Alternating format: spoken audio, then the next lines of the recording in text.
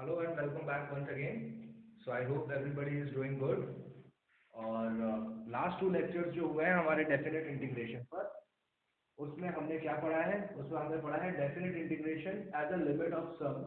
इस तरीके से यूज करके हम कैसे किसी फंक्शन का इंटीग्रेशन करते हैं विद इन द लिमिट ए से लेकर बी, है ना? तो ए से लेकर बी तक अगर किसी फंक्शन को इंटीग्रेट करना है as a limit of sum, तो क्या कॉन्सेप्ट हम यूज करते हैं? h multiply by limit h tends to zero या फिर n टेंड्स टू इन्फिनिटी। आप n को इनफाइनाइट टेंड करवा सकते हो या h को जीरो पे भगा सकते हो। और summation r starts from zero goes till n f of a plus R H, है ना? तो लास्ट टू लेक्चर्स में मैंने आपको ये चीज अच्छे से definite integration as a limit of sum समझाया था, ठीक है? इसका थ्योरेटिकल प्रूफ भी दिया था मैंने आपको, और कुछ क्वेश्चन के मीडियम से इसको मैंने और अच्छे से समझाने की कोशिश भी की थी, ठीक है? और मैंने आपको सबसे पहले क्या बताया था कि जब भी कोई क्वेश्चन आया इंटीग्रेशन करने के लिए एज अ लिमिट ऑफ सम से, तो सबसे पहले आप उसका एक्चुअल आंसर निकाल दीजिए, upper limit minus lower limit करके आंसर निकाल दीजिए, ताकि आपको पता हो जाए कि आपको लेके क्या आना है, ठीक है? तो चलिए आज कुछ और एग्जांपल्स डिस्कस करते हैं इस टॉपिक से, और आज हम इसको खत्म करेंगे और फिर आगे हमारे next topic that is properties of definite integration पे आगे बढ़ेंगे। लेकिन उससे पहले फिलहाल एक दो प्रॉब्लम्स और डिस्कस कर लेते हैं। अच्छा, अब इतना तो आपको समझ में आ ही गया होगा कि इस टॉपिक से जेई मेन में क्वेश्चन तो आ नहीं सकता। मतलब किसी भी कॉम्पिटिटिव एग्जाम में जहाँ पर एमसीक्यूज है ना, किसी भी कॉम्पिटिटिव एग्जाम में जहाँ पर ऑब्जेक्टिव टाइप क्वेश्चन पूछे जाएंगे, तो वहां पर इस टॉपिक से सवाल बनना पॉसिबल ही नहीं है, क्योंकि आपको वो बोलेगा ही नहीं कि भाई लिमिट ऑफ सम से बताओ कि क्या आएगा। भाई चार ऑप्शंस में तो वही आएंगे जो डायरेक्टली आ जाएगा। आप इसको सीधा ही इंटीग्रेट कर देना फंक्शन को, और ए से बी की लिमिट लगा देना, upper limit minus lower limit, है ना? तो लिमिट ऑफ सम का सवाल जेई में या किसी भी कॉम्पिटिटिव एग्जाम में नहीं बनता है ना? तो चलिए क्वेश्चन कर लेते हैं। बट हाँ, ऑफ कोर्स आपके बोर्ड एग्जामिनेशन के लिए इंपॉर्टेंट टॉपिक है। बोर्ड एग्जामिनेशन में 3 से 4 मार्क्स का क्वेश्चन डायरेक्टली यहाँ से आ जाता है। आपको फंक्शन दे देंगे और बोलेंगे एज अ लिमिट ऑफ सम से इसको इंटीग्रेट करो। तो आज का फर्स्ट क्वेश्चन है हमारा, इंटीग्रेट करना है हमें जीरो से लेकर 2 तक 3x स्क्वायर माइनस 1 dx, ठीक है? जीरो से लेकर 2 तक 3x स्क्वायर माइनस 1 dx को मुझे इंटीग्रेट करना, ओके? तो इसके लिए जो सबसे जरूरी है, सबसे पहले तो मैं वो सारी चीजें निकाल देता हूँ। यहाँ मुझे दिख ही रहा है, a मुझे 0 दिख रहा है, b मुझे 2 दिख रहा है, तो मेरा h क्या हो जाएगा? मैंने बताया था आपको b minus A divided by n। तो h हो जाएगा मेरा 2 माइनस 0 डिवाइडेड बाई n। तो h हो गया मेरा 2 अपॉन n, ठीक है? इस h को मैं लिख लेता हूँ ऐसे, 2 अपॉन n मैंने लिख दिया। अब यहाँ पर प्लेस कर दीजिए इसको। सो प्लेस करने के बाद जीरो से लेके 2 3x स्क्वायर माइनस 1 dx का इंटीग्रेशन हो जाएगा h मेरा है 2/n इंटू लिमिट, है ना? क्योंकि अब मैंने h को n में रिप्लेस कर दिया है, तो h टेंड्स टू जीरो नहीं लिखूंगा, n टेंड्स टू इनफाइनाइट लिखूंगा, क्योंकि मैं h को n में कन्वर्ट कर चुका हूँ। और यहाँ लिख दीजिए summation r starts from zero goes till n। अगर ये नहीं भी लिखोगे तो भी चलेगा, सिर्फ समेशन लिख दोगे, सिर्फ समेशन लिख दोगे तो वो क्वाइट ऑब्वियस है कि वो जीरो से लेकर nth टर्म आपको बतानी है। तो f of a plus R H, F of A plus R H, यहाँ पर ए का रोल जीरो प्ले कर रहा है, चलिए वो निकाल देंगे हम, F of A plus R H, ठीक है? अब देखिए, अब मैं जब इसको सॉल्व करूंगा,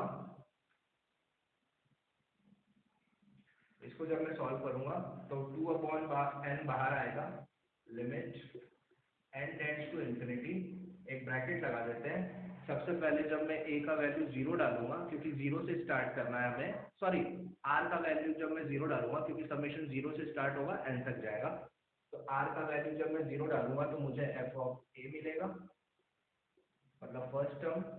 सेकेंड टर्म मिलेगी मुझे f of a plus H, second term मुझे क्या मिलेगी? f of a plus H, और क्या डालने पे मिलेगी? r बराबर 1, r बराबर 1 डालने पर f of a plus H मिलेगा। थर्ड टर्म मिलेगी मेरे को r बराबर 2 डालने पर, मतलब f of a plus 2h मिलेगा थर्ड टर्म। फिर फोर्थ टर्म मिलेगी f of 3a plus 3h, है ना? फर्स्ट टर्म एफ ए, फिर ए प्लस एच सेकेंड टर्म, ए प्लस 2h थर्ड टर्म, ए प्लस 3h फोर्थ टर्म। तो ऐसे ही चलते चलते nth टर्म क्या आ जाएगी, n-1 है ना। देखो ना, फोर्थ टर्म में 3 आ रहा है, फिफ्थ टर्म में 4h आएगा, सिक्स्थ टर्म में 5h आएगा, तो nth टर्म में क्या आएगा, n-1 इंटू h। ऐसे ही सिलसिला चलता जाएगा। और यहाँ मैं लिख देता हूँ एफ ऑफ, सॉरी थोड़ा सा ऐसा हो जाएगा, चलिए इस तरीके से, and so on till F of A plus n-1 into H. ठीक है, इस तरीके से आपको रिप्रेजेंट करना है हमेशा। जब भी क्वेश्चन आएगा ये सारी चीजें निकालो और फिर फॉर्मूला लिखो और फिर इस तरीके से। ओके, नेक्स्ट है 2/n limit n tends to infinity. अब क्या काम है हमारा, ये सब वैल्यूज निकालनी है, जो बच्चों का खेल है। अब अगर आपको fx फंक्शन दिख ही रहा है, फंक्शन क्या है आपका 3x² - 1। अच्छा, आप चाहो तो इसको अलग अलग भी बना सकते हो, लेकिन क्यों करना, एक में ही करो ना। अलग अलग बनाओगे दो अलग अलग सीरीजें चल जाएगी, नहीं। तो हम इस पूरे को एक ही फंक्शन, मतलब मेरा फंक्शन क्या है यहाँ पर, fx क्या दिख रहा है मुझे fx दिख रहा है 3x² - 1। सब निकालते जाओ आप। तो आपका एफ ए कितना हो जाएगा, x की जगह a रिप्लेस कर दीजिए। ठीक है, x की जगह पे जब मैं a रिप्लेस कर दूंगा, x की जगह पर आपको a रखना है, और a का वैल्यू है 0। तो 3 इंटू 0 का स्क्वायर -1, दैट इज -1। समझ आ ही रहा होगा आपको, क्या आ रहा है, एफ ए का वैल्यू कितना आ गया, -1 आ गया। चेक कर लीजिए आपका। तो एफ ए का वैल्यू आ गया -1। फिर next term f of A plus h निकालना है। F of A plus h कैसे निकलेगा, f of A plus h मतलब f of A plus h का मतलब हो गया 0 प्लस एच, है ना। 0 प्लस एच मतलब सिर्फ मुझे एच ही डालना है, तो h² - 1 दैट इज कितना आ गया, 3h² - 1, है ना। सो नेक्स्ट टर्म आ गया मेरा f of A plus h आ गया मेरा 3h² - 1। चेक कर लीजिए, है ना।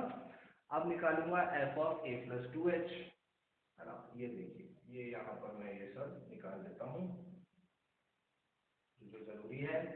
अब निकालते हैं F of A plus 2h। ए तो हमेशा 0 ही रहेगा, तो 0 + 2h इज 2h। 2h डाल लीजिए x की जगह, तो ये हो जाएगा 3 इंटू 2h का स्क्वायर -1। आई होप समझ में आ रहा होगा। तो ये हो जाएगा 3 इंटू 2h का स्क्वायर -1, है ना। सो इसको मैं कैसे लिख सकता हूँ, इसको भी मैं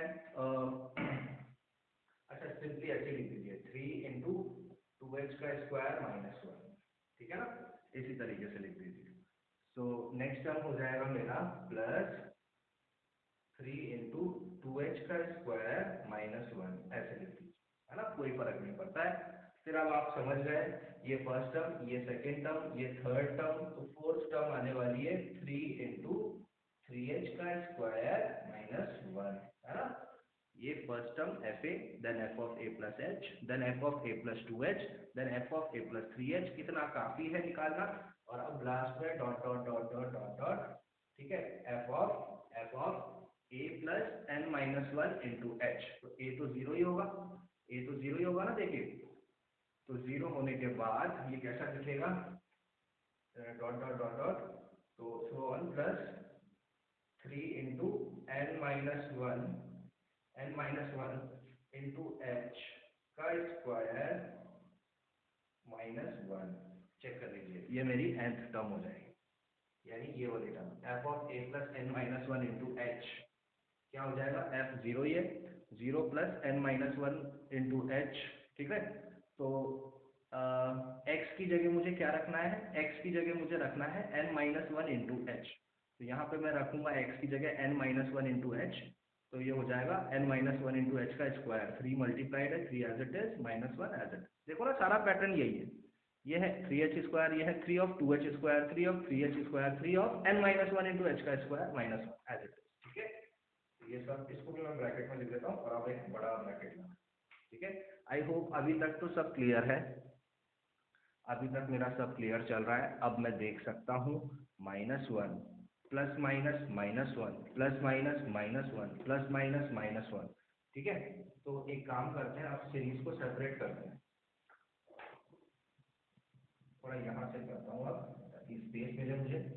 तो अब ये होगा ऐसा, 2/n limit n tends to infinity bracket -1 plus minus -1 plus minus -1 plus minus -1 plus and so on till n times हो रहा है। आई होप समझ में आ रहा है। -1 -1 -1 -1 -1 सब में कॉमन है, n टाइम्स -1 कॉमन है ना। Plus plus plus 3h square plus 3 of 2h square plus 3 of 3h square, है ना, इस तरीके से। So plus 3h square plus एक ब्रैकेट इसके लिए लगा देते हैं, 3h स्क्वायर प्लस क्या हो जाएगा 3 of 2h square plus 3 of 3h square plus so on till 3 of n-1 into h का स्क्वायर। ठीक है, ब्रैकेट बड़ा ब्रैकेट क्लोज। यहाँ तक देखिए, आई होप समझ में आ ही रहा होगा। मैंने अलग अलग कर दिया, ये -1 वाली सीरीज को अलग n टाइम्स, और ये 3h square plus 3 of 2h square plus 3 of 3h square plus 3 of 4h square plus 3 and so on till 3 of n-1 into h का स्क्वायर, है ना। यहाँ तक देखिए, ओके। अब देखिए,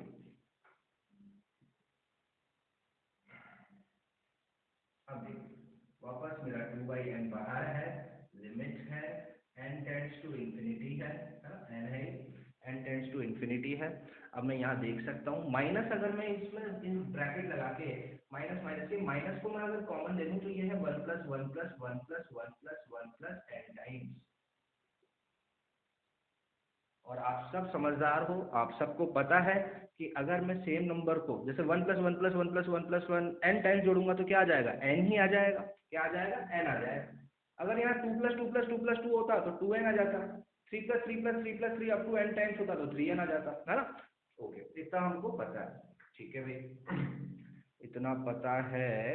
तो आगे, अब आगे मैं ये देख सकता हूँ कि यार ये 3h square 3 into 2h square 3 into 3h square and so on till 3, इन सब में 3 मुझे चमकता हुआ कॉमन दिखाई दे रहा है। 3 तो सब में कॉमन है ही, साथ में एक और चीज नोटिस करो, और क्या कॉमन है, ये h का स्क्वायर भी कॉमन है सब में। देखो, इसको खोलूंगा तो भी h स्क्वायर आएगा, इसको खोलूंगा तो भी h स्क्वायर आएगा। तो मैं समझ गया कि इन सब में 3h स्क्वायर कॉमन है। तो मैं क्या करने वाला हूँ, अब 3h स्क्वायर को कॉमन लेके एक ब्रैकेट लगाने वाला हूँ, और ब्रैकेट में जब मैंने यहाँ से 3h स्क्वायर कॉमन लिया फर्स्ट टर्म से, तो फर्स्ट टर्म क्या बनेगी 1, सेकंड टर्म क्या बनेगी 2 का स्क्वायर। चेक करिए, आपने यहाँ से 3h स्क्वायर कॉमन लिया ना, सिर्फ 2 का स्क्वायर बचेगा, यहाँ से 3 का स्क्वायर बचेगा, है ना। अगला बचेगा 3 का स्क्वायर, अगला बचेगा 4 का स्क्वायर। अब जब ये सब स्क्वायर, तो 1 को भी 1 का स्क्वायर लिख देते हैं ना, अच्छा लगेगा, एक फॉर्म दिखेगी हमें, है ना। And so on till n-1 का स्क्वायर। चेक करिए, ठीक है, ये स्टेप चेक करिए, ब्रैकेट लगा देते हैं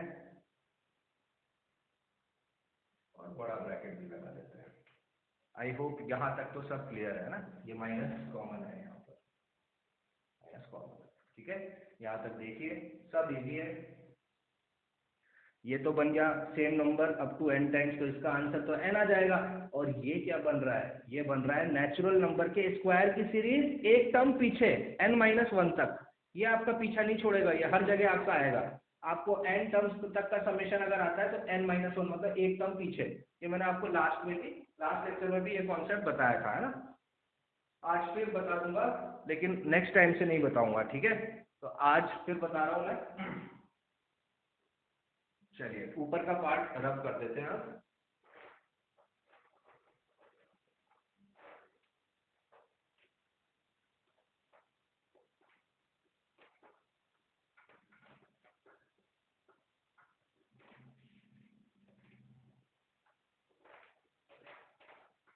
है ना, बस ये definite integration as a limit of sum के जब हम सवाल करते हैं तो थोड़ा सा पेशेंस रखिए और स्टेप बाय स्टेप चलिए। थोड़ा लेंथी होता है, लेकिन अगर आप कॉन्सेप्ट अच्छे से सीख गए तो बहुत ही आसान है ना। तो ये बहुत आसान है, ठीक है।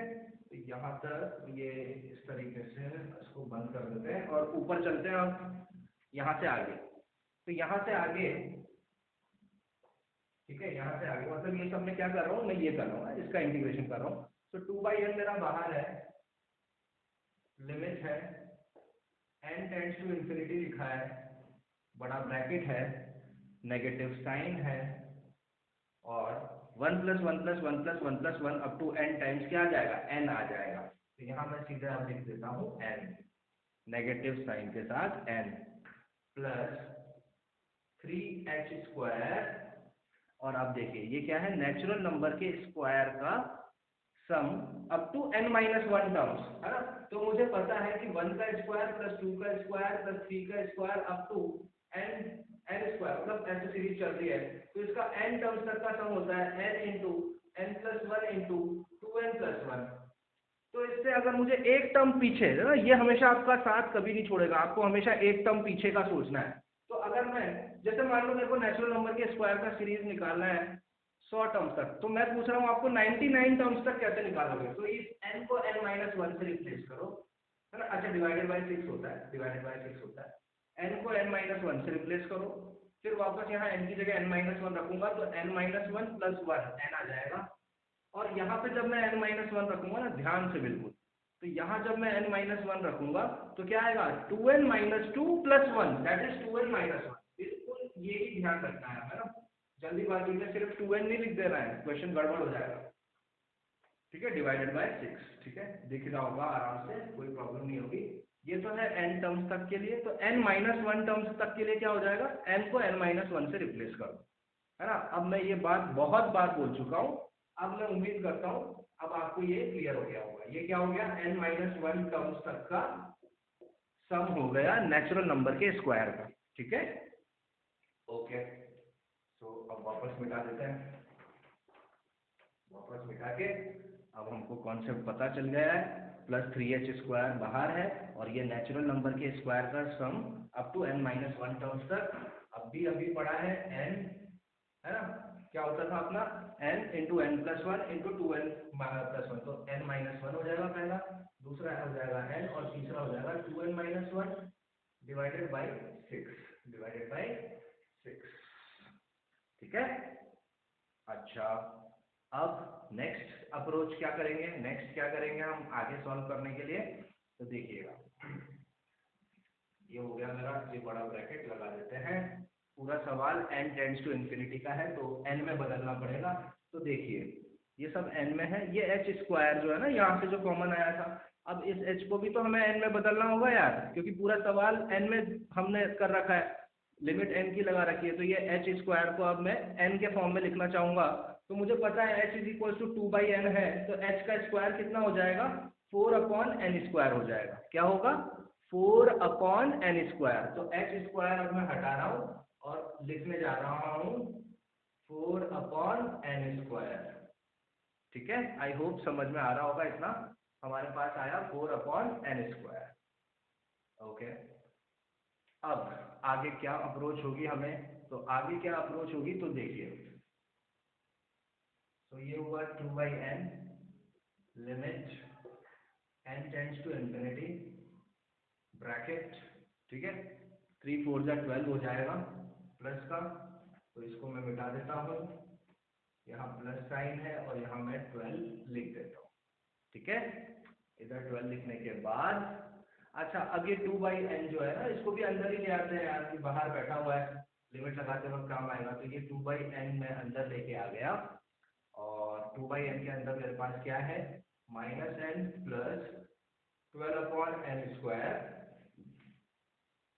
और यहाँ से है अपने पास, अच्छा यहाँ से मैं देख सकता हूँ n से ये n² अगर कैंसिल करूंगा तो सिर्फ n बचेगा, है ना, यहाँ सिर्फ n बचेगा, और ऊपर होगा n-1 × 2n-1 डिवाइडेड बाय 6।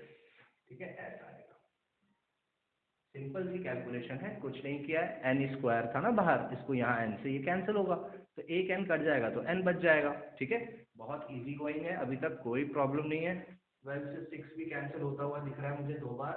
ठीक है, अब बस इनफाइनाइट की लिमिट लगी हुई है, तो मुझे पता है मैं डायरेक्टली लिमिट तो लगा नहीं सकता, मुझे मैक्सिमम पावर यहाँ से कॉमन लेनी होगी, लेकिन उससे पहले मैं इसको सॉल्व कर लेता हूँ अच्छे से, ठीक है।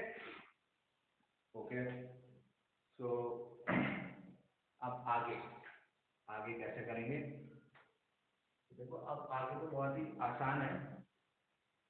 चलिए इसको मैं थोड़ा स्पेस मिल जाएगा हमें, ठीक है, आगे यहाँ कर लेते हैं। सो अब देखते हैं, तो अब आया मेरा यहाँ limit n tends to infinity, limit n tends to infinity 2/n है, 2/n है, ठीक है। और अच्छा ब्रैकेट लगा देते हैं, अब सॉल्व कर लेते हैं। और इधर है मेरे पास ब्रैकेट के अंदर -n plus n-1 into 2n-1 two times, है ना। तो आप चाहो तो इसको ऐसे भी लिख सकते हो उल्टा करके, 2 times of n-1 into 2n-1 minus n, है ना, ये ज़्यादा अच्छा रहेगा। ऐसे बोल रहा हूँ, 2 times of n-1 into 2n-1 minus n, है ना, ऐसे भी तो लिख सकते हैं ना इसको हम ऐसे लिख देते हैं, ज़्यादा अच्छा रहेगा हमारे लिए। ओके, ठीक है। सो अब देखिए यहाँ पर भी n है, नीचे डिनोमिनेटर में क्या है n, तो ऊपर भी आपको n अगर कॉमन आ जाएगा तो हमारा काम काफी आसान हो जाएगा, ठीक है। सो अब हमें n कॉमन लेके आना है। सो n कैसे कॉमन आएगा, सो 2n-1 into 2n-1 divided by n है, सॉरी यहाँ लिख देता हूँ, divided by n minus n, ठीक है। अब हमें ये पार्ट सॉल्व करना है, तो मुझे कुछ पार्ट रब करना पड़ेगा, नहीं तो ज़्यादा बहुत किचपिच हो जाएगा।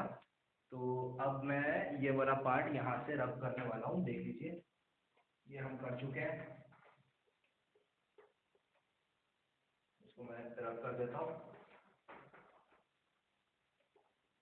और अब यहाँ पर देखते हैं,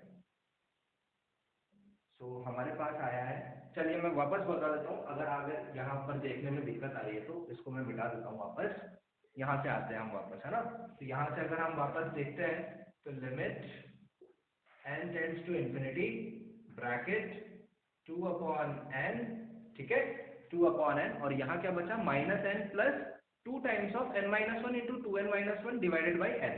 तो मैं इसको ऐसे लिख सकता हूँ 2n और एक और ब्रैकेट लेके इसको 2 times of n-1 into 2n-1 divided by n minus n, है ना, ऐसे लिख सकते हैं ना भाई।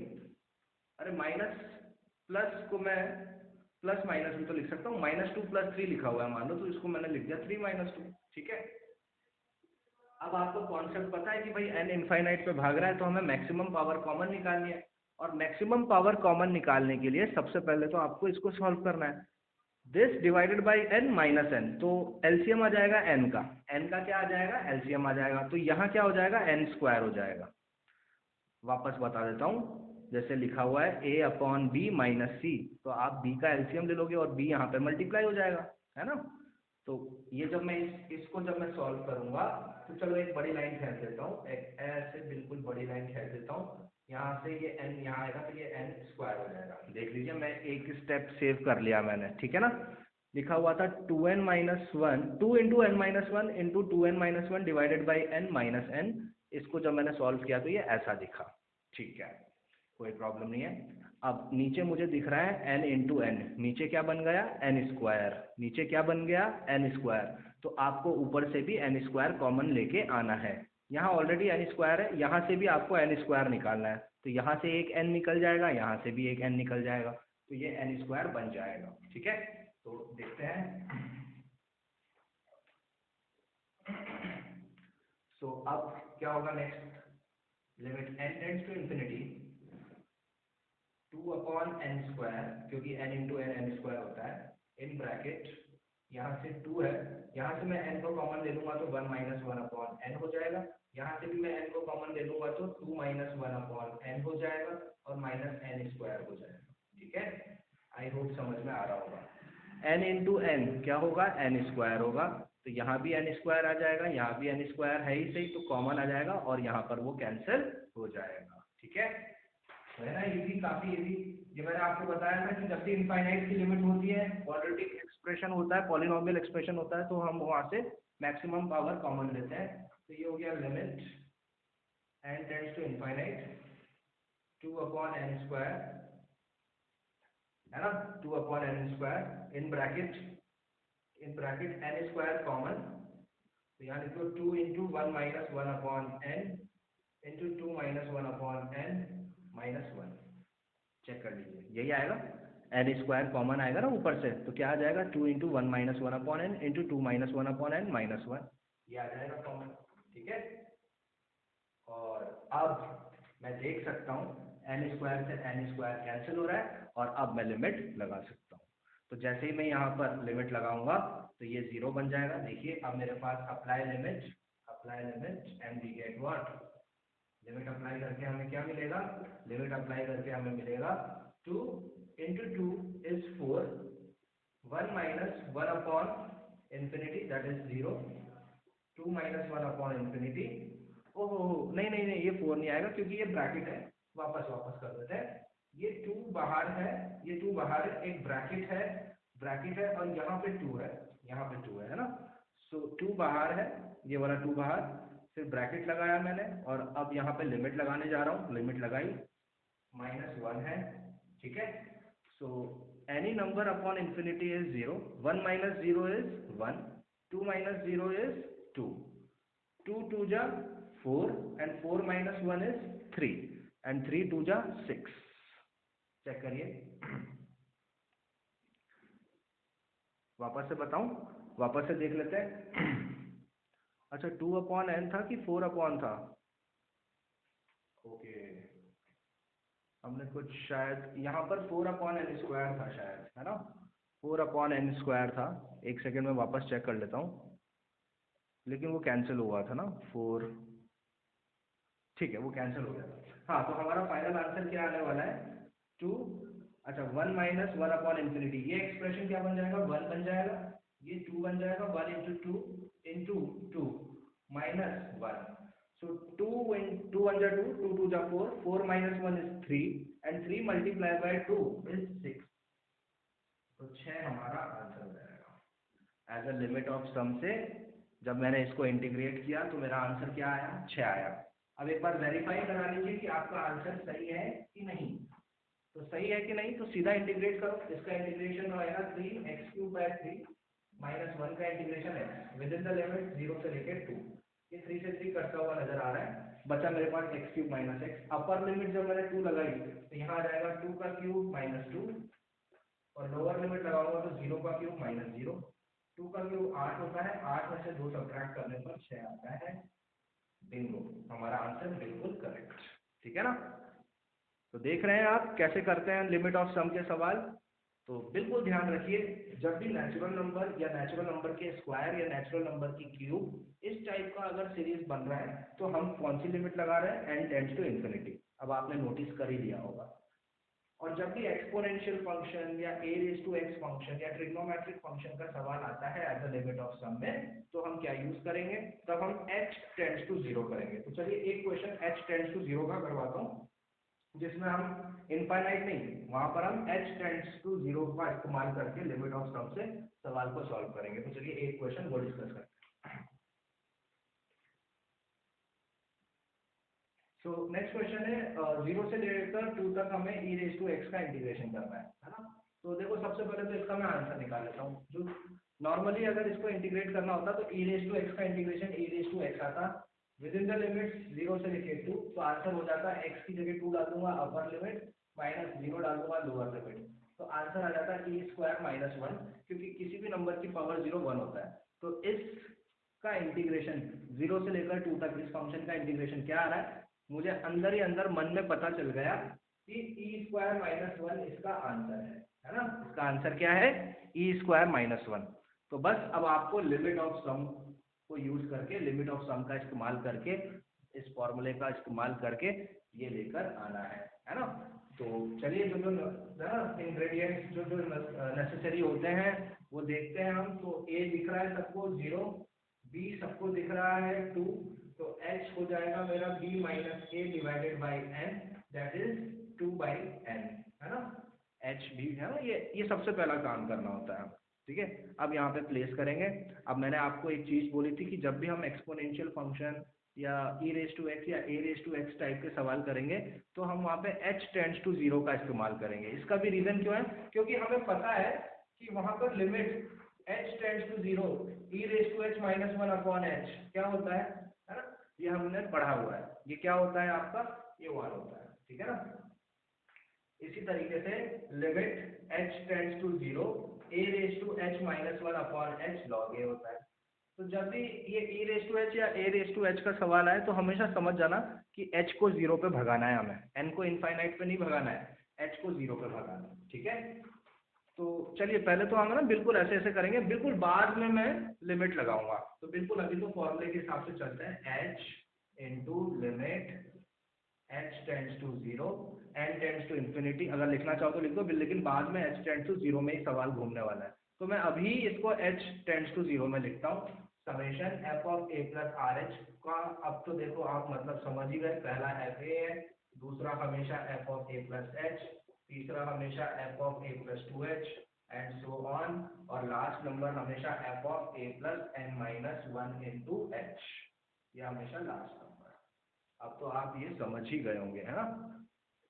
सो अब हमारा टास्क क्या है, ये एफ ए निकालना, एफ ए प्लस एच निकालना, एफ ए प्लस 2h निकालना और यहाँ पर डाल देना।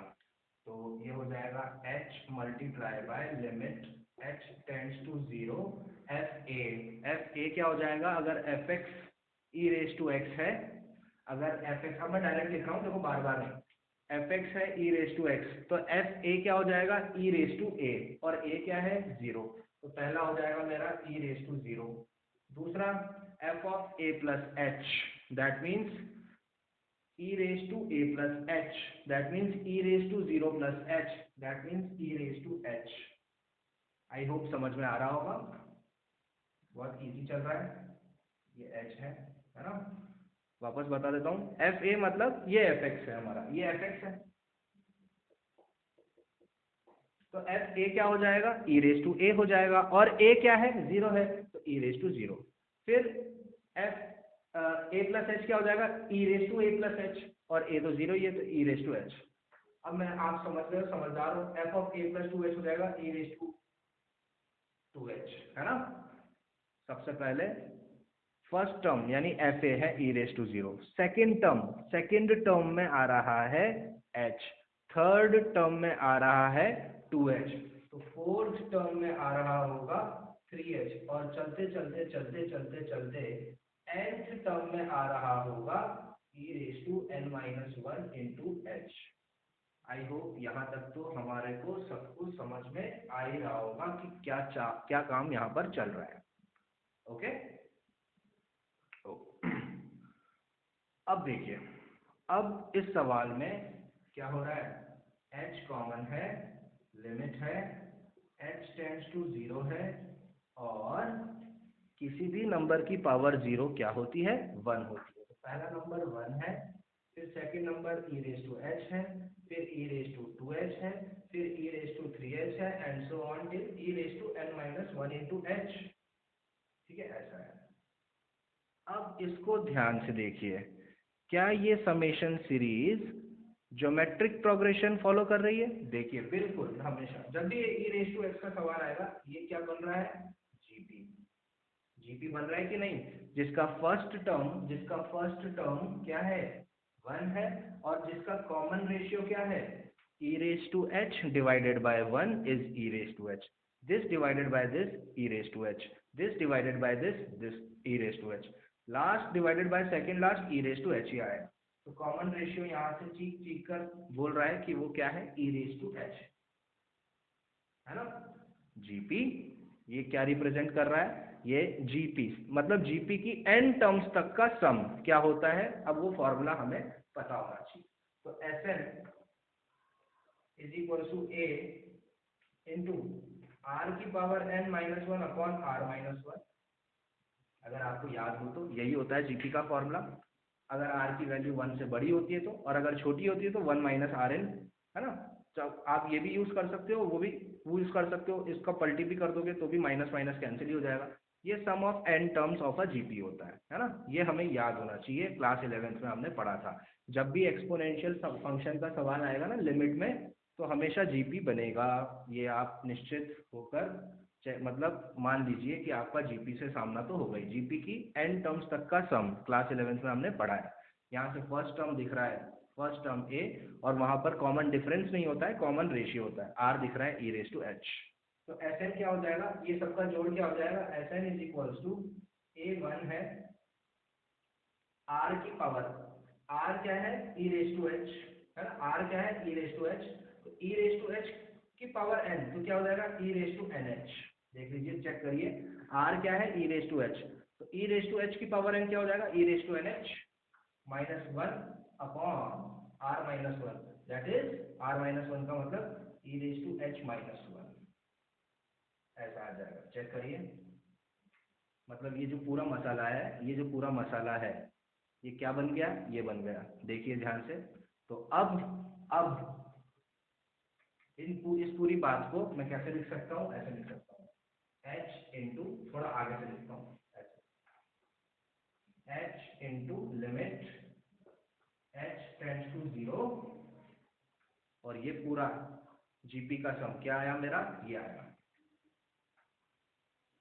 e⁻nh minus 1 divided by e⁻h minus 1।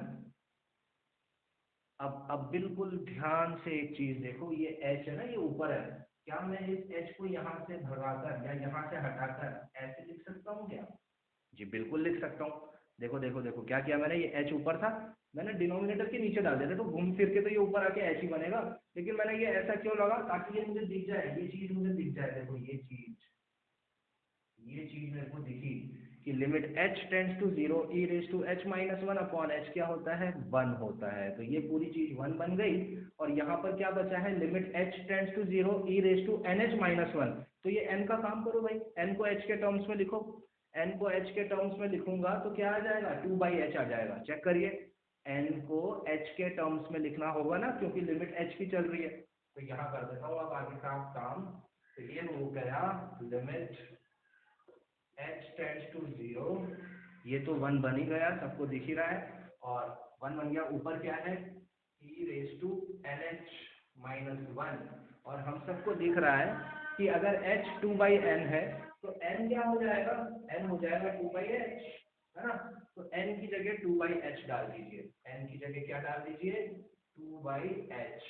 तो ये h से h कैंसिल हो जाएगा, है ना, h से h कैंसिल हो जाएगा, लिमिट सीधा लगाएंगे तो हमारा आंसर क्या आएगा, e² माइनस 1। ये हो गया मेरा आंसर, देख लीजिए, ठीक है।